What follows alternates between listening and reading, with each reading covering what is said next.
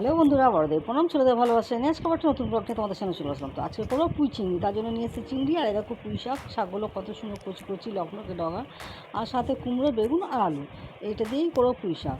তো এই যে সবজিগুলো সব কেটে ধুয়ে রেডি করে নিচ্ছি, আর এদিকে শাকটাও বেছে দিয়ে জলের মধ্যে একটু ভিজিয়ে রেখেছি, কারণ অনেক ধুলোবালি থাকে। কয়েকবার ধুয়েছি, তারপর জলে ভিজিয়ে রেখেছি। আর এদিকে কড়াই দিয়ে দিয়েছি তেলটা গরম হলে চিংড়ি মাছগুলো নুন মাখিয়ে ভালো করে ভেজে তুলে নেবো।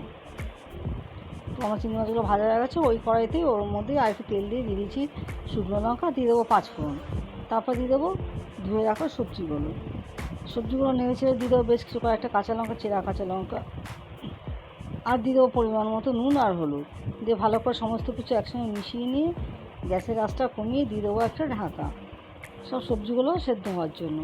আমি কিন্তু এখানে আর কোনো মশলা বা কিচ্ছু অ্যাড করবো না, জলও না, কোনো মশলা না, শুধু কাঁচা লঙ্কা আর নুন হলুদ, ব্যাস।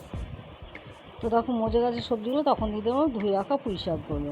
দেখো এক ফোঁটা জল দিইনি, তারপরে কতখানি জল বেরিয়েছে।